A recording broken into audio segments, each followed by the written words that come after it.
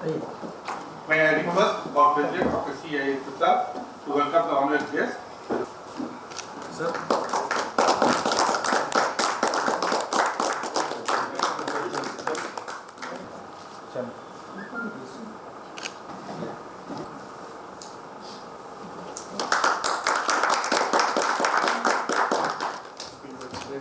This is our traditional headgear. This is a traditional headgear. It is called peta. Sir.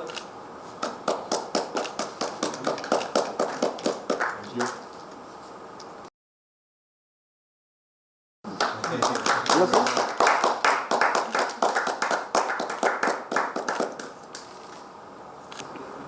ಅದು ದೊಡ್ಡದಾಗಿ ಹಾಕಿ ಪರವಾಗಿಲ್ಲ cut ಮಾಡಿ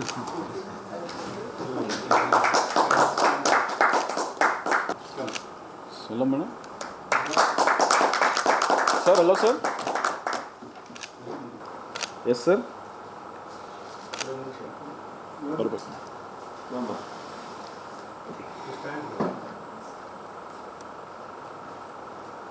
okay yeah hello.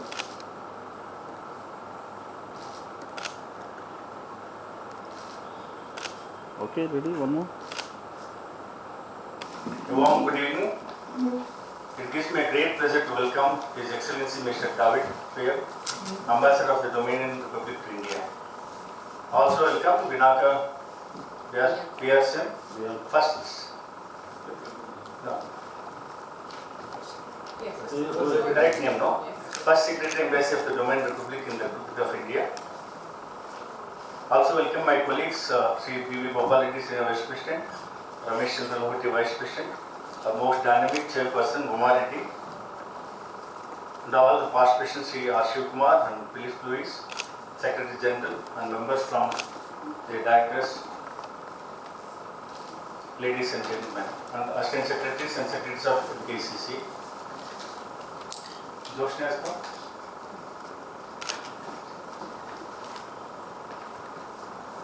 We are very happy and delighted to see all of you took time among your busy schedule to visit FKCCI, spend your valuable time with us, sir. FKCCI has been established by Bharat Ratna, Sir Administration in the year 1916 to solve, promote industry service status of Karnataka state.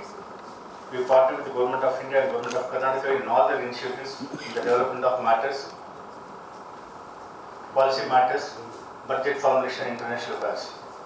We have set up an exclusive committee for development of international affairs under Chairperson Uma Reddy now this year.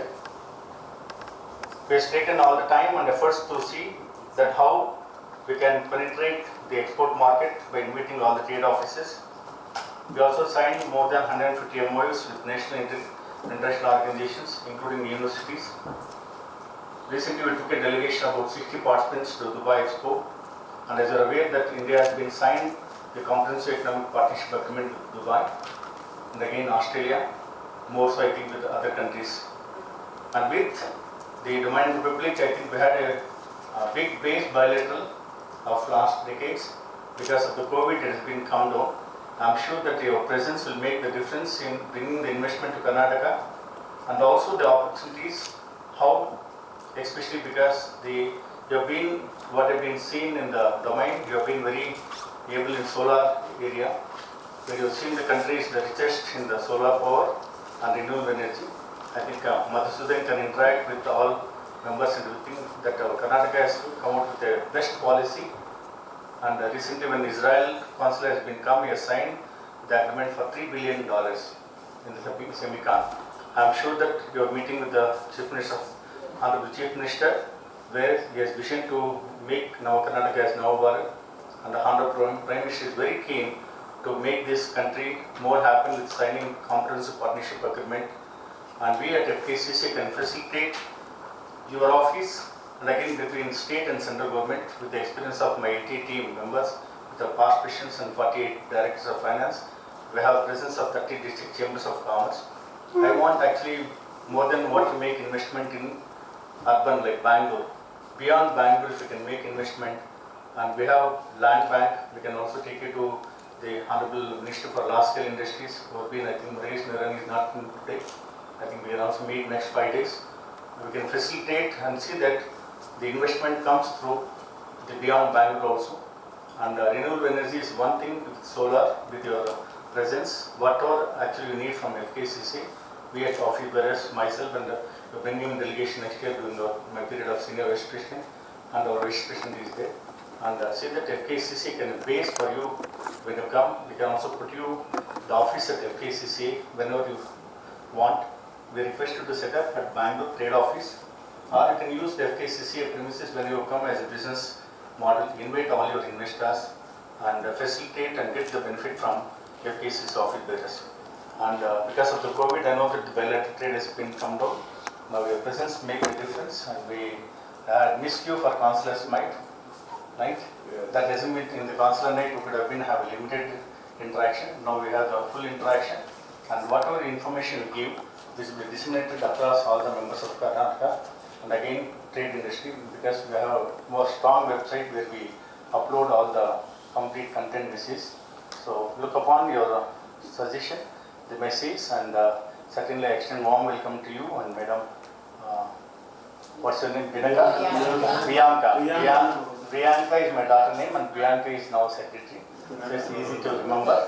Welcome to Priyanka and all the members, past questions and directors, and especially from Mandya District Chamber of Commerce has come here. Arjun Patel from Mandya again has come, and Yogita from Exim Bank. The entire money what you earn and everything we have to deposit in Exim Bank. It has come very happy.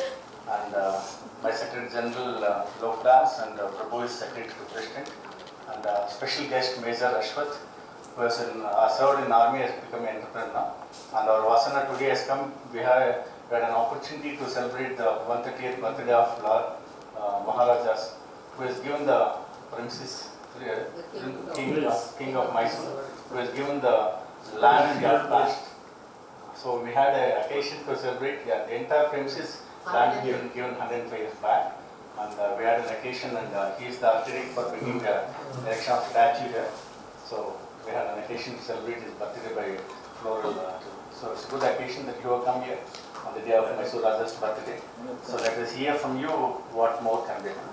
So with this, I extend warm welcome to you and go to David for your question. Well, thank you very, very much for this warm welcome, and I feel that we're gathered around this table.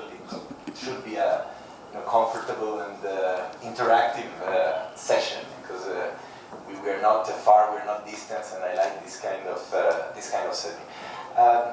Just a little regret is that I cannot start by saying a few words in Kannada. I would have liked to do that. मुझे अफसोस है क्योंकि हिंदी में कुछ बोल सकता हूँ, लेकिन कन्नड़ा में कभी नहीं शब्द या वाक्य बोल सकता हूँ, लेकिन शायद अगले बार 2-3 वाक्य कन्नड़ा में बोलूँगा. Namaskar. Namaskar. That will be fine. But first, before I start, just want to mention a few things. You mentioned the consular night. I was supposed to come. This trip should have happened a month ago when you had the consular night. Unfortunately, we had to change the dates, partly because Chief Minister was really busy, and he suggested that we come at this time. We were happy at the end of changing because he received us today on arrival, and it was a good way to start the week. It's a week-long program. We mentioned that we'll have interaction with the Chamber of Commerce. We mentioned that we'll have interaction with universities, with IT parks, with solar energy companies. So it was a good way for him to know the range of and the objectives of this trip in Bangalore. Thank you for having a space here at the Chamber of Commerce. One thing, it's important to have a space. It's also important to have a representative. We don't have an honorary consul in this region, so that might be something that we could also consider, to have one person that's looking after the interest of the Dominican Republic, not only in Bangalore, but in the state. I mean, we're talking about 60 million people. It's huge. It's 6 times the Dominican Republic. So, I mean, has to be taken very seriously. Regarding Exim Bank, I mean, we are having interactions with Exim Bank in Delhi. Exim Bank has offered to the Dominican Republic lines of credit. Those lines of credit can be used for private projects. So it's something that big infrastructure projects, agricultural projects. So I mean, the scope is wide, and we've not used them. Next week, at the end of this month, we'll have our Foreign Office consultation with the government of India, and we'll express our interest again of using the lines of credit. So hopefully, some concrete projects can come up in the near future. I don't know how much time do we have. You let me know, how do you want us to? You can have your time as much as doing investment. Okay. Well, let me tell you that we also are calling for investment. So it's a two-way thing, and I'm going to explain. I think we shouldn't only talk about investments. I think also trade. That there's good opportunity for traders in the Dominican Republic. It's a dynamic economy. So I'll also tell you about the sectors in which trade is growing. So maybe let's start by some general facts about the Dominican Republic. Dominican Republic is one of the main islands in the Caribbean region. It's next to Cuba. It's just I mean, an hour away from Cuba or from Jamaica, which you can place quite easily.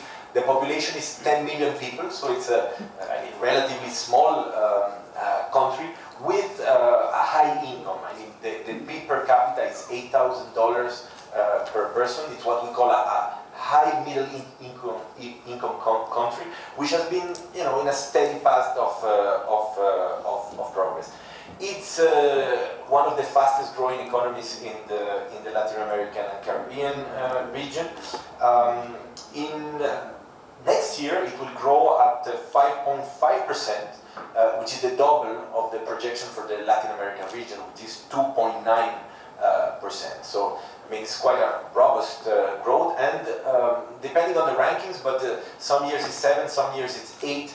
In all Latin American and the Caribbean region, is the 7th largest economy in the region. And the main sectors of the economy are, one big chunk is the service industry, which represent around 60% of the GDP. That's quite big, with tourism, telecommunication, finance. Then the second big chunk is manufacturing, especially with textiles and medical devices now coming out. Very, very, very fast. And then we have agriculture, mining, and trade.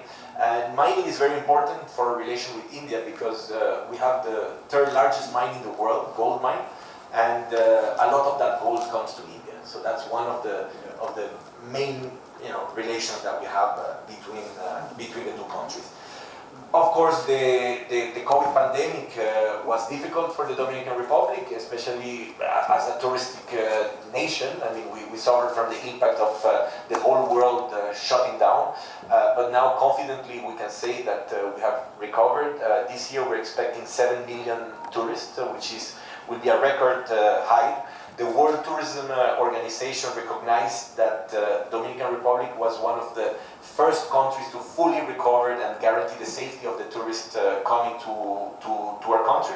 And the other sector that recovered quite well was the sector of FDI, the foreign direct investment, because we received last year $3,000 million in FDI. Of course, I mean, if you compare those figures with Karnataka's figures or with Indian figures, they seem very small. But for the Dominican Republic, it was quite a good year.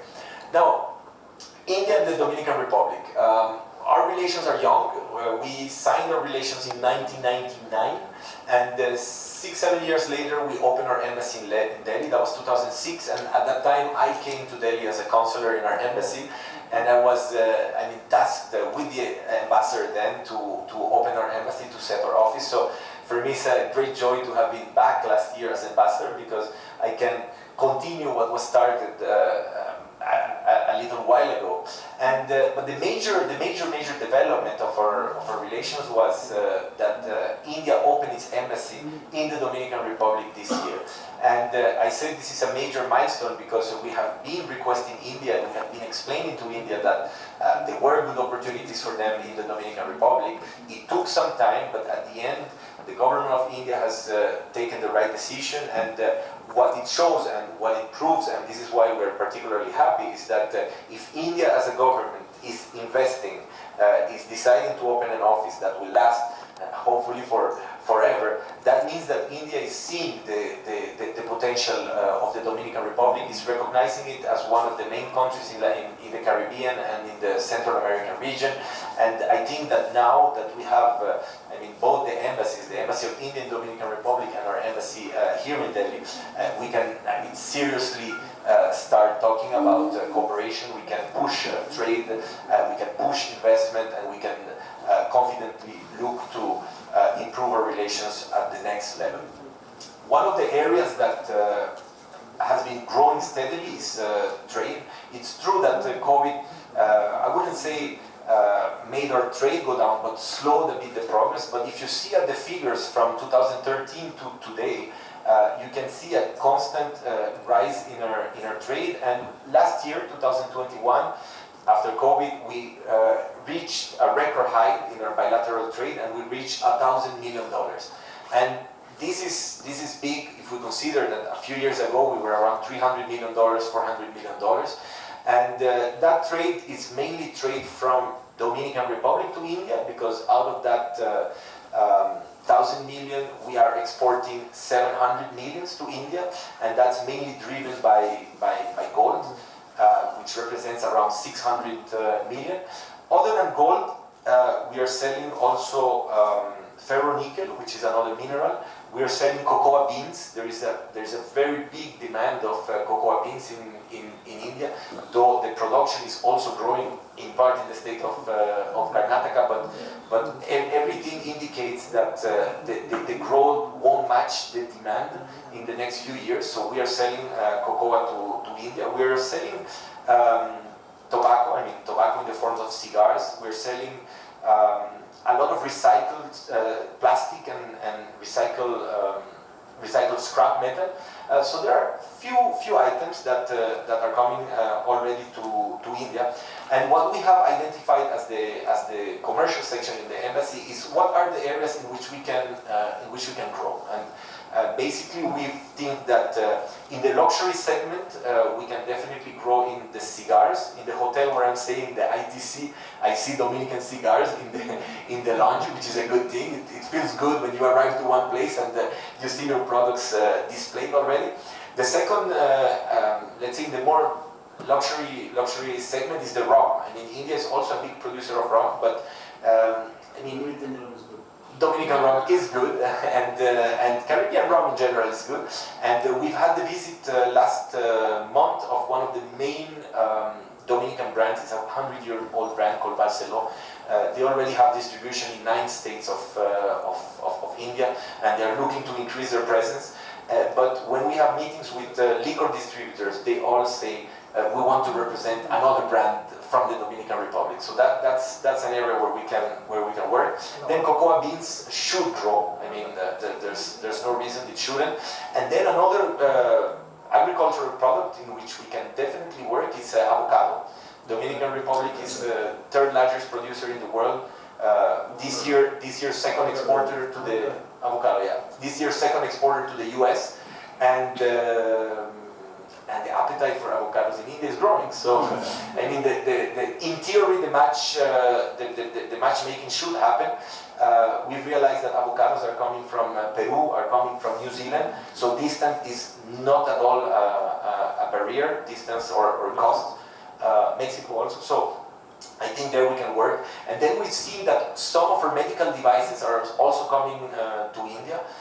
So that's also an area in which some growth can be found. Now, the other way around, which might be interesting for some of you, India exported around $300 million last year. The exports of India to the Dominican Republic are more diversified than our export, because there you find, of course, the pharmaceutical is the biggest chunk.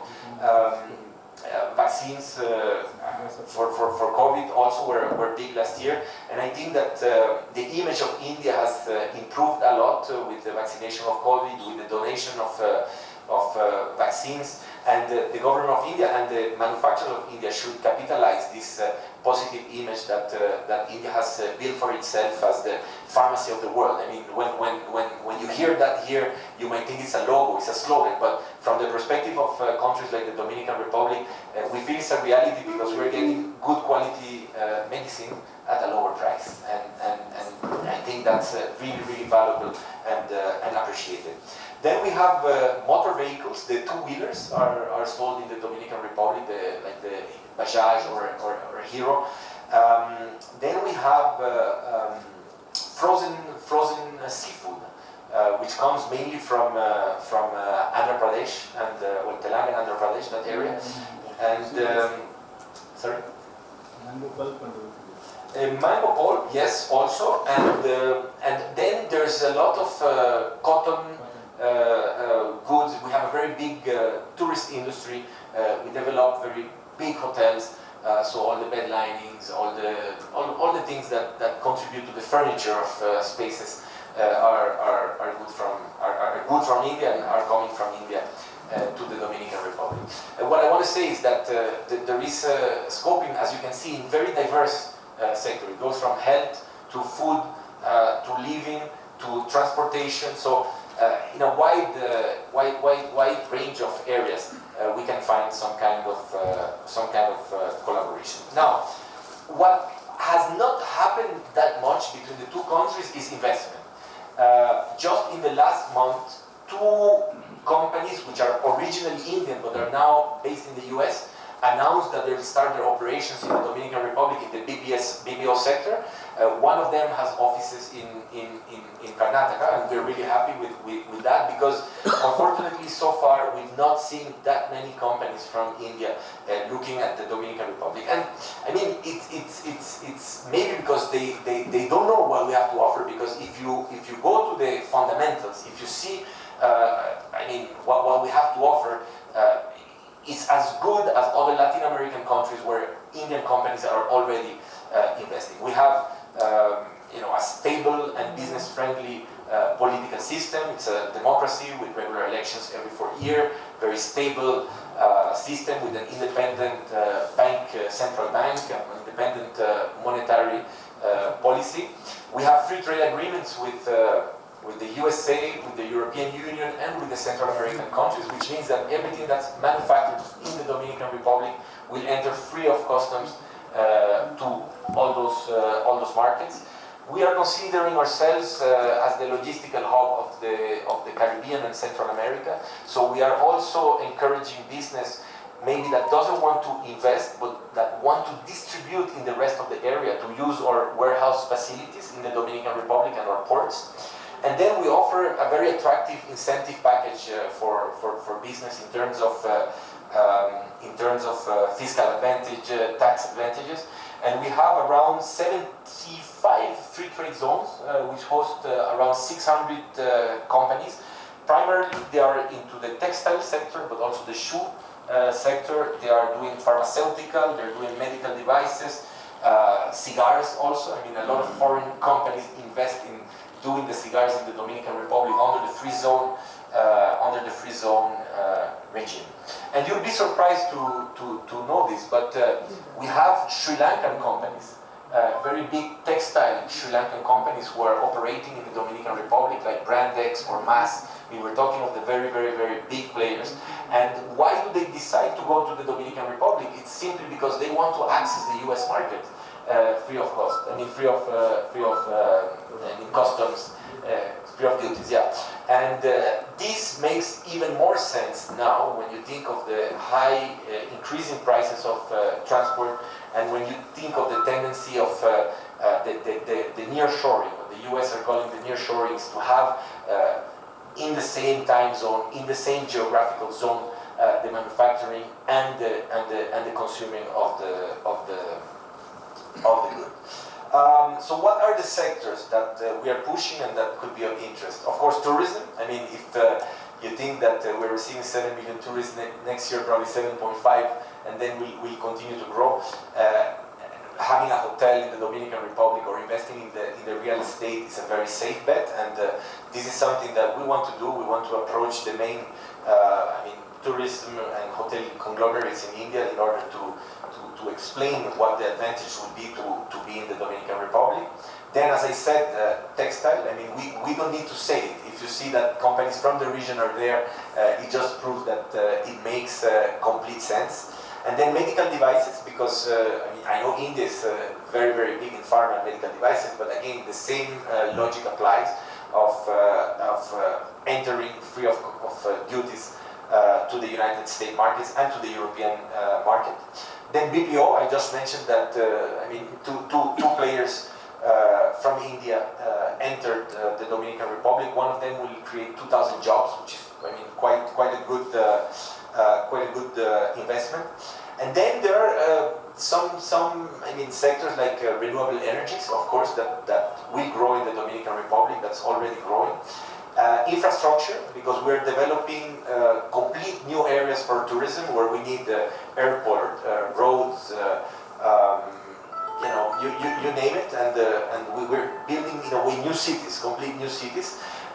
We are looking also for infrastructure for the transmission of energy, so power transmission. That's something in which we have two big projects coming in, and then there's a new port which is in the northwest of the country, the Manzanillo port, in which we also will need investment. And when I say investment, it's also expertise, because we don't have, as the Dominican Republic, sometimes the kind of companies that are requested for pushing those projects ahead. And then the last one, which is an interesting one that we just discovered, is agriculture, because we've been approached by Indian companies that want to partner with Dominican companies to produce in the Dominican Republic products that they can export to Europe. And why are they doing this? It's not because there's a scarcity of land in India, but it's because the conditions for the pesticide, the conditions of access of the goods produced in India in the European market are getting more and more tough. There is a lot of controls, there is a lot of instances in which the products don't pass the test. That's one thing. And second, the time of transport between India and European Union is twice as long as between the Dominican Republic and the European Union.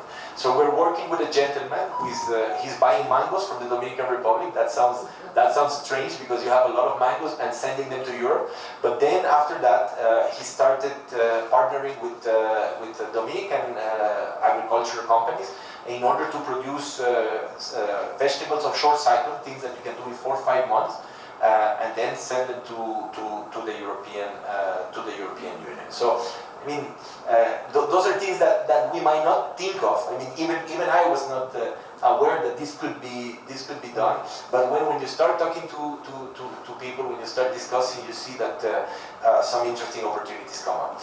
Now, just very briefly, before we start the conversation, what we are looking at mainly in Avocado. Of course, we're looking to this kind of interactions. We're looking to establish a contact with the Chamber of Commerce, because we think that we can share a lot of information, for example, about the tenders that our government puts out, and that you can replicate and share about your members. Right now, there's a big tender that the government has put out for the externalization of the services of the consular sections of the Dominican Republic, and this will definitely interest some companies in the tech capital of India. Yeah, I know you have a VFS, which is a very big company, a big player in that field, so we're going to get in touch with them. We are in touch with them already. So one thing is to create the link with the Chamber of Commerce, so that any information that we have, we can share it with you. Second is when we get inquiries from the Dominican Republic. For example, I just got an inquiry from a company that do a lot of construction projects, and they want all the appliances for the bathrooms and all that kind of things. So when we have such requests, we can send them to you, and you can send us the information, because we have the contact with the Chamber of Commerce in Delhi, with FKCCI, with CII, with PhD, but India is so much bigger than Delhi, and you are here on the ground, so we want to take the information directly from you. So that's regarding the Chamber of Commerce. And then we are, of course, a big part of our trip is related to the IT sector. We're launching our innovation blueprint strategy right now in the Dominican Republic, and we're launching a new cyber park, which we call Silicon Beach. And for that, we need a lot of help, a lot of interaction with, especially at the level of consultancy, at the level of the policies that have been implemented here. And I think that where the government comes in and where our association with the Karnataka government can be fruitful. The other thing that's very important for us is higher education, and our Ministry of Higher Education has quite a generous policy of giving grants to Dominican students to go and study abroad. And since I arrived in Delhi, I managed to convince them that it makes so much more sense to send 10 students to India than to send 2 students to the USA, because I mean the quality of the education here is exceptional, and the cost again is way more affordable. So our minister has mandated us for this trip in Bangalore to see a set of higher education institutions. We're going to see IIT, IIM, IIS, amongst others. And we'll have a meeting with our minister next Tuesday when we're back in order to see concretely what we can do, because they want to move ahead and fast with this. And then the last thing that we spoke with the chief minister is that we are proposing, and we've talked about this with our government, to do a delegation next year. We're thinking of 15 people with the main players in the innovation policy of the Dominican Republic. So that will have like 2-3 officials from the government who are leading the startup innovation policy of the Dominican Republic. Then people from the universities, of course, and more importantly, young startup entrepreneurs from the Dominican Republic, with the idea that maybe they won't invest in Karnataka, but they will find partners to develop their ideas. They will find technologies, they will find solutions, because maybe they have an idea for the Dominican Republic. They have something that's quite brilliant that nobody has done, but they're lacking some kind of technological element, technological know-how, some kind of app, or even the talent to develop the apps that they're dreaming of. So that's in a nutshell what the kind of delegation we can bring, and the idea of having it in November, I mean, could be an excellent idea, so that 2 things happen at the same time. So I think I've summarized everything. I've covered why we are here, what is the Dominican Republic, and how we can hopefully work together. And now I'm more than happy that we start conversation, interactive session. Thank you very much. Thank you, David, for your brief presentation and what the Dominican Republic and India can make forward.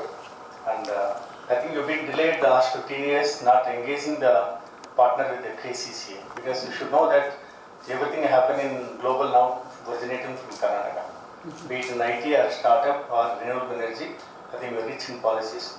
So further, without delay, I think I request you, we can also come to Delhi and have a partner with the FKCCI, the MOU, sign MOU, what mutual cooperations and everything. And we have all the things, and you said about digital and everything, we can have interaction with the Karnataka Digital Economic Forum, so when you want it. And with this, I think we're very eagerly waiting for signing MOU and partnering with the Dominican Republic, hopefully. And now, If you allow me just one word. We've been talking with the chambers of commerce in the Dominican Republic, in the capital and the second economic city, which is called Santiago, and they are very willing to engage also directly with the chambers of commerce in India. So when you talk of MOU, maybe the MOU could be between chambers of commerce directly. So that we can facilitate, because we have chambers that are ready and that are willing to work. Thank you. Thank you, His Excellency David Puig. Yes, I'll just moderate the session so we can go on. Okay, just want to add a bit of context before we have the objectives. Thank you, His Excellency David Puig, for coming here, sharing your thoughts with us, and showing what is the potential for us. We also would like to thank Bianca Blaise to have also taken her time to be with us. We have of course, our office presidents, President and Senior VP. We have our past presidents and managing committee members and our network members here this afternoon or this evening. We were looking forward to this interactive session. We were actually looking to have a larger session as we go along, because we believe that it's not a one-day event. I mean, trade is something which keeps happening, and many of our members were eagerly looking forward to meeting you then, but we believe that this can be a beginning of a longer journey of much more important trade as we go along. Just 2 points that I would like to actually share before we have the quick interactive session is, I don't know, incidentally we also had a person from Guyana recently, from the Caribbean, and he also mentioned, you know, the potential and the high income group that is available, and it actually brought out a very positive thing, because you mentioned about, the Dominican being a gateway, a logistical warehousing location, and that was something which is music to ears, because we actually are always looking for a mechanism to do trade, and that would be, and that kind of a support from an ambassador would really help our members. The sectors that you talked of is definitely very interesting, and these are the sectors most of our members of FKCCI. 2 areas which I would actually quickly talk about is engineering, because I come from the engineering arena, and we believe that with the kind of infrastructure growth that you're having, there is a need for larger amount of engineering products. And many of our members in FKCCI, especially in the small scale manufacturing sector, belong to this group. So that's an area that we would like to have a mechanism to tie up. And another area is, of course, you talked about infrastructure, so we also have one of our past presidents with granite and stone. So, that's also another area that, which we didn't discuss, and so in addition. So with these few words, I look forward to a larger interaction, and will be very happy to moderate the session. So I request our past president, Mr. Shiv Kumar, to share his thoughts. Good evening, His Excellency. You are already known to India as a consulate, now as an ambassador. As rightly said by my president, you can always use FKCCI. This is your Bengaluru office, and we are together with the Dominican Republic to help you between the 2 countries. Especially when you talk about Karnataka, we blessed with many things. Not only mineral, you name it, it's available in Karnataka. Even in agriculture production, you can take it in pharmacy, you can take it in medical device. Just now Umar said about the granite, or the largest producers. What I want to ask you and request you, as rightly said by my president, first you invite us to Dominican, your country, so see physically what you are doing, how we can do. And also, we are not only looking investments, we also have a capacity to invest. Many people are having a capacity to invest in your countries, particularly in Latin America.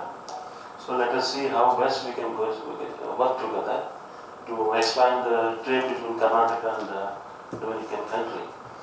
And you want to know about the traveling facilities from, there is no direct flight, I think, till now. I don't know how you travel when you reach Delhi from your place. So then visa.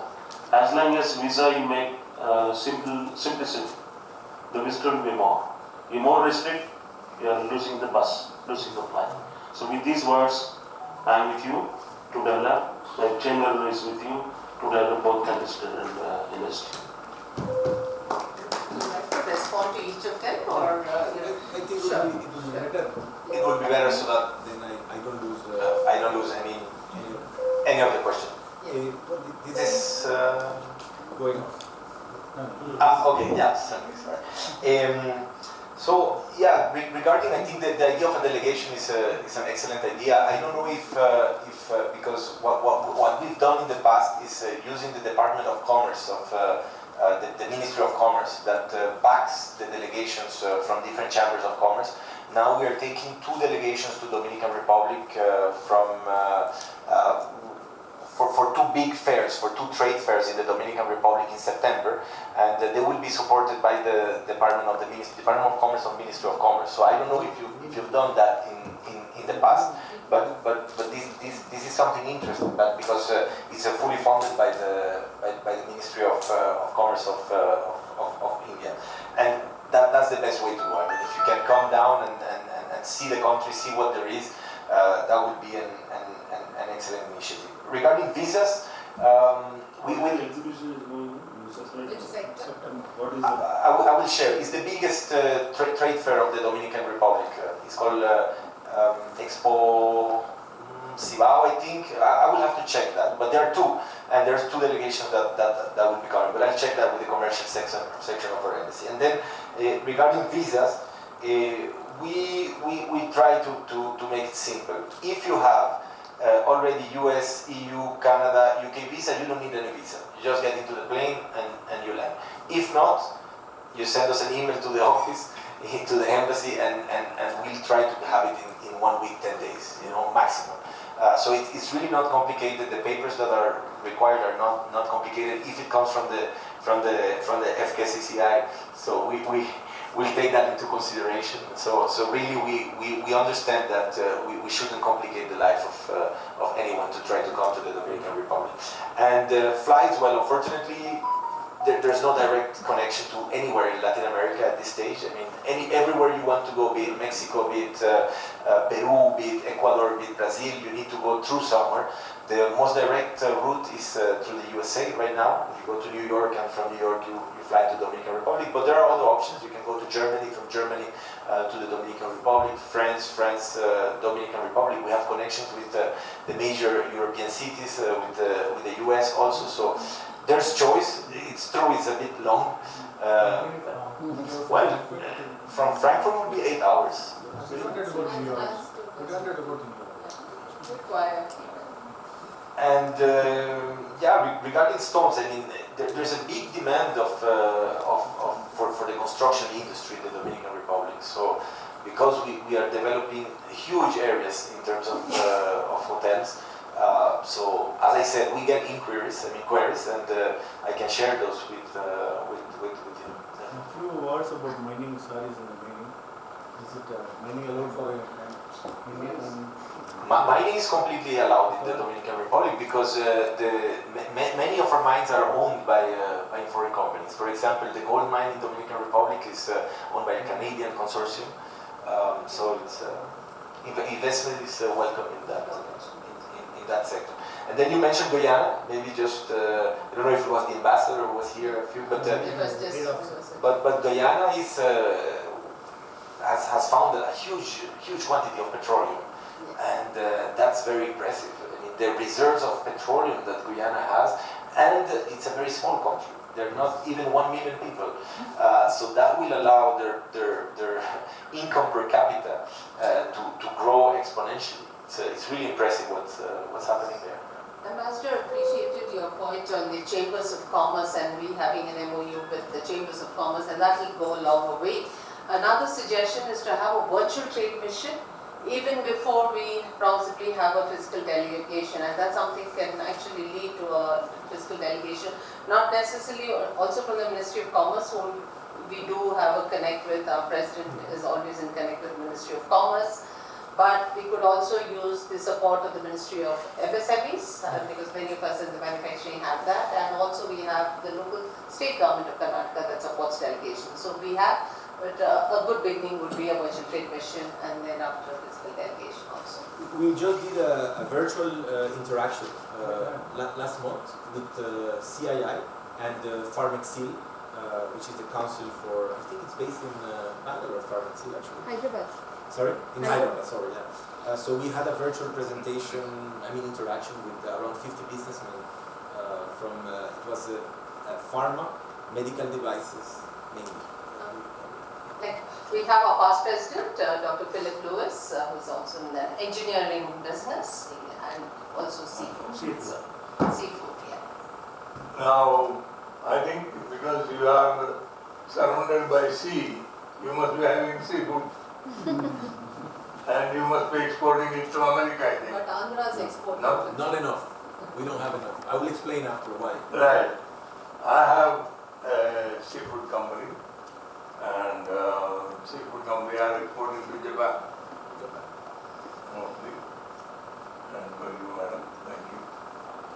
So this is one of my business, but I am basically a mechanical engineer, doctorate in engineering, and I am producing items in Bangalore. So I am exporting also items but I don't know what is the requirement, because unless we come to your country and see, seeing is believing. So just sitting here and then talking has no meaning.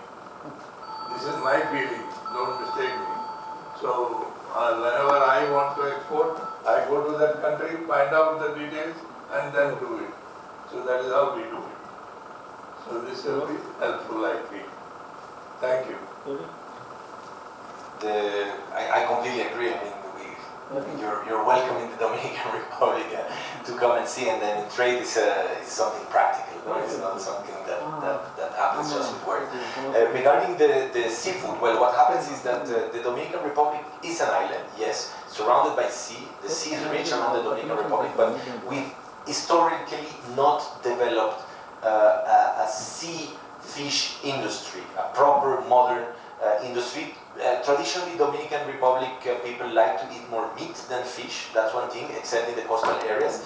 And then, since we didn't have this industry and tourism has grown exponentially, when tourists come to the Dominican Republic, they think they're going to eat fish from the Dominican Republic because it's what they expect, and they want to eat shrimp and they want to eat. But we cannot supply as a country the amount of seafood that is required for the industry. This is why, and everyone is very surprised by this, we are buying huge quantities of frozen shrimp from India. But we also bring fish. We also bring. You can go to the seashore, to the sea, and you can get fresh fish. Of course, the fishermen, they will go every day. They will catch. You can buy it, and it's very good. But these are not industrial quantities that are required. So this is the reason why we import. This is, excuse me, in India, if everybody wants to eat fish, we wouldn't have been in a position to supply fish. Because most 90% of the people don't eat fish. Only coastal people eat fish. And that is how we are able to export to the world market. So if you are buying fish, we are interested to come. Most people are more interested. So one connection already now. We can put you in touch with importers. I mean, if that's something that. Thank you. They have Mr. Rajpurohit, the managing director. Just you mentioned textile is the second largest manufacturer in your country. Are you exporting in India? Because India is the very big manufacturer hub in garments, and second highest exporter also in world cotton product. So at least any contact something I can get, so we can export from your countries. What is product actually? We want to know what is product. Textile product. Yes, it's I mean mainly. Sorry. No. I mean, from what you want to know what we are manufacturing or what we're buying from India? Okay, so what we are manufacturing is mainly all kind of garments for the clothes. I mean, clothes for the U.S. industry, for the U.S. market. It could be sports clothes, sports shoes, jeans. Like shirts. You have almost all the major. U.S. brands, they have operations in the Dominican Republic, or they have a partnership with a Dominican company who is supplying them sports, like for example caps for the baseball teams and all these kind of things. It's very big in the Dominican Republic. Now the raw material sometimes come from this region, but it's a bit of a technicality, but if you manufacture in the Dominican Republic free zones, you cannot bring the raw material from anywhere in the world. It has to come either from the US or from the region. Those are the laws. But our neighboring country, Haiti, has a particular legislation which allows the raw material to come from anywhere in the world. So some companies, they prefer to establish themselves on the Haitian side, especially in the border. There are some industrial parks that are really in the border, but the production happens in the Haitian side because this allows them to bring the raw material from India, from Pakistan, from Bangladesh, Bangladesh. I mean, here is the supply is unending, and the Sri Lankan companies I mentioned, they are actually in the Haitian side because they want to bring the raw material from this side of the world, which is cheaper, ensemble in the Dominican Republic or in Haiti, and then export to the U.S. market. And what we are importing from India, as I understand it, is more finished cotton products. Yes, but we don't import cotton.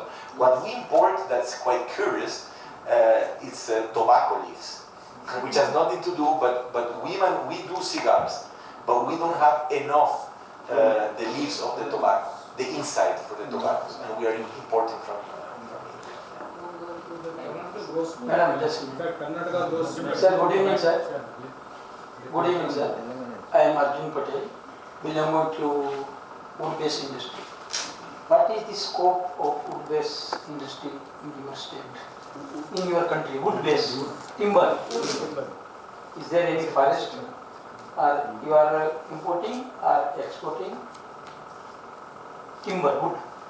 Yeah, no, we are not exporting, definitely not, and we are importing the wood for the furniture. I mean, either furniture or importing wood to make furniture in the Dominican Republic.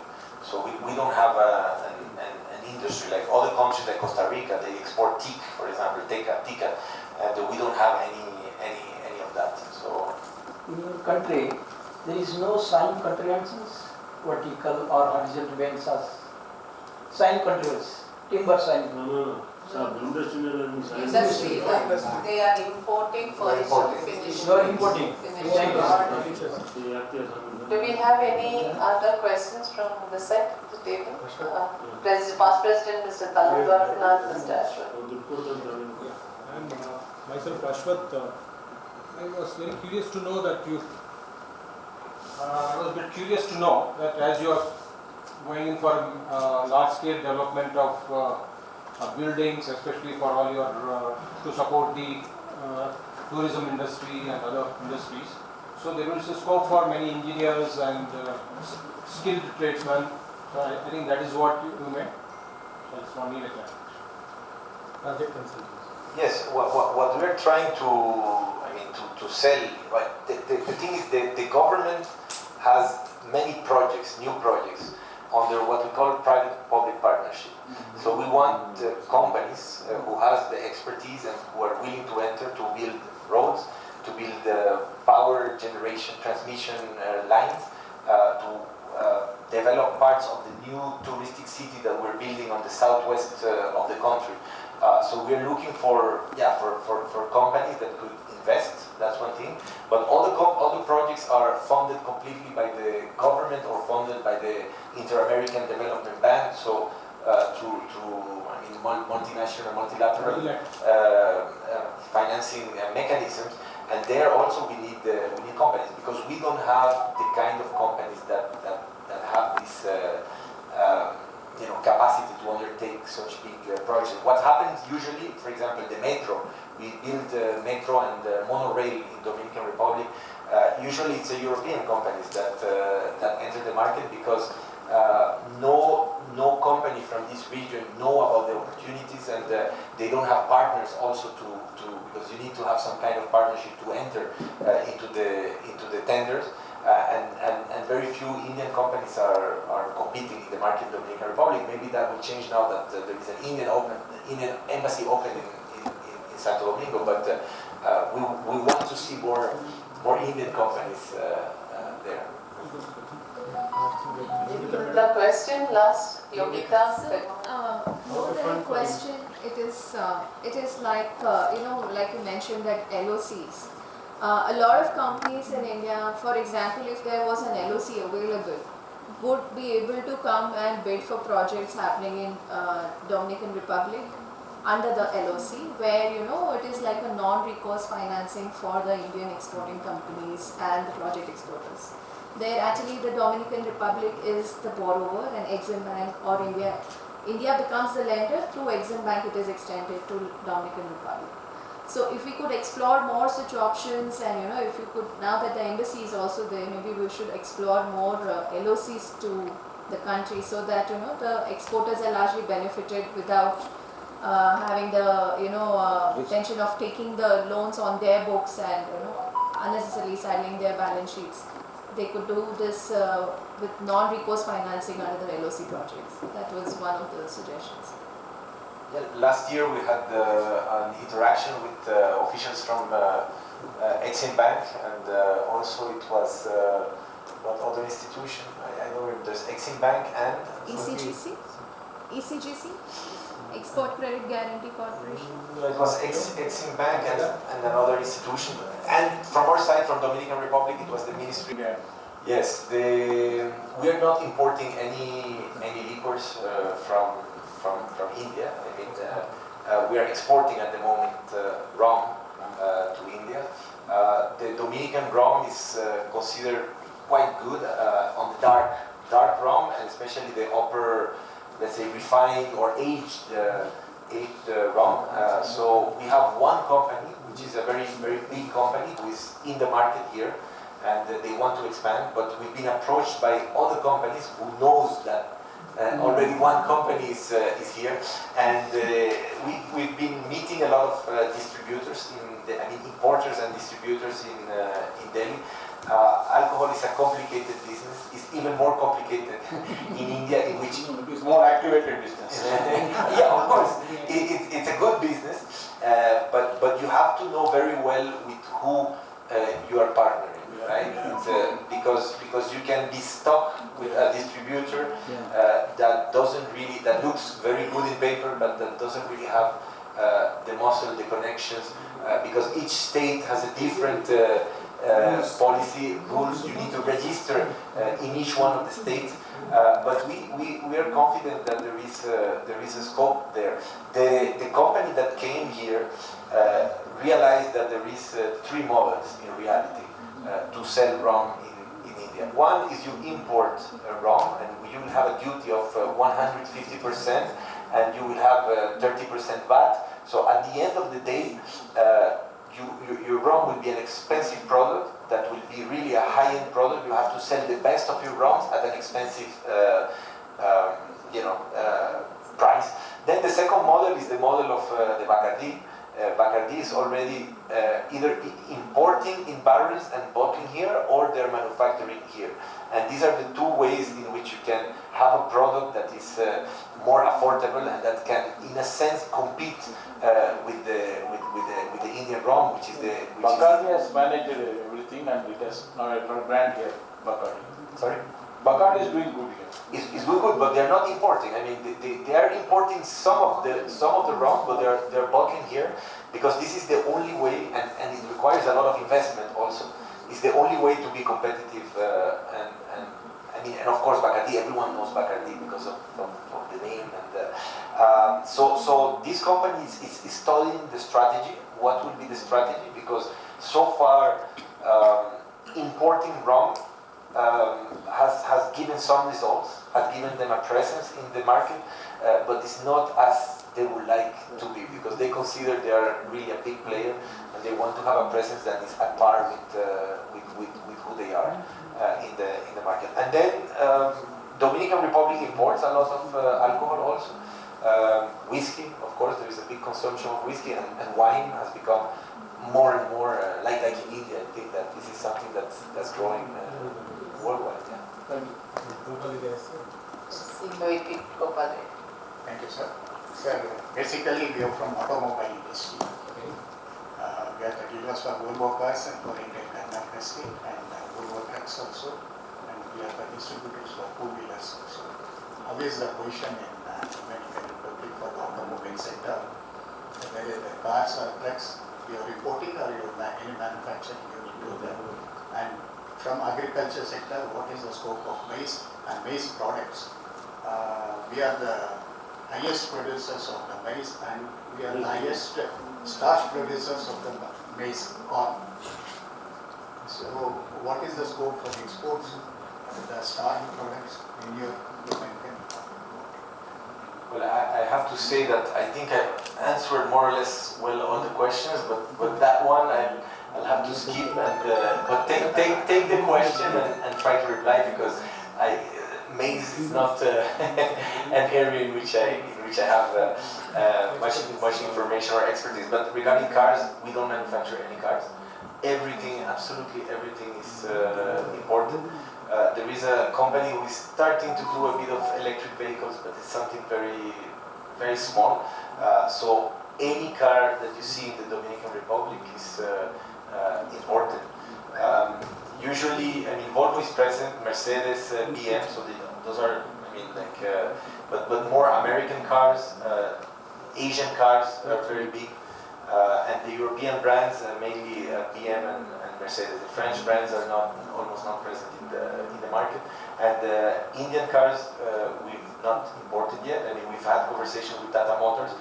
We've had conversations with Tata Motors about their electrical vehicle, but that's something that's coming up in the future. It's not something that's happening, but the ones we've imported from India are two-wheelers and the three-wheelers.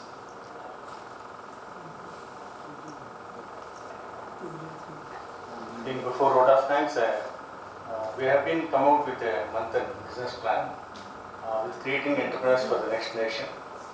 So since we've been informing that there is a lot of scope for IT and everything, so probably I think we'll invite you for the grand finale and you can observe the teams for your nation.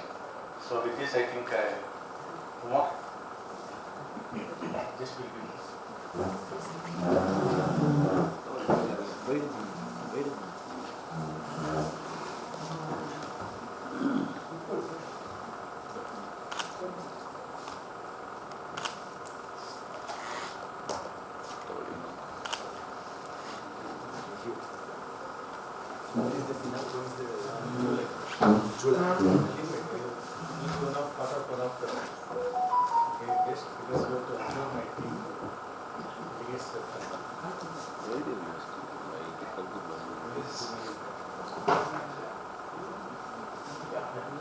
His Excellency Mr. David Puig, Madam Bianca, my President Dr. I.S. Prasad, Senior Vice President Gopal Reddy, past presidents, managing committee members, and the chairperson of the Committee of International Affairs, our Secretary General, and all the other delegates who are attending here. It is very glad to hear from His Excellency that embassy is being opened at Dominican Republic of India. That is the first major thing I think that can for bilateral trade between India and Dominican Republic. And also, as my president and the council and the August body felt that there should be an interaction between the Chamber of Commerce in the Dominican Republic and FKCCI.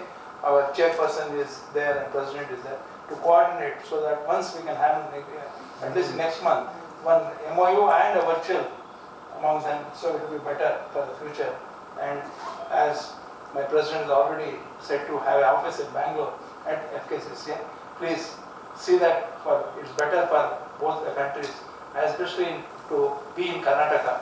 It will be a road gateway for you, for your future enterprises.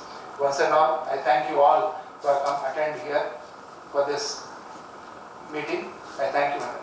Thank you. Thank you.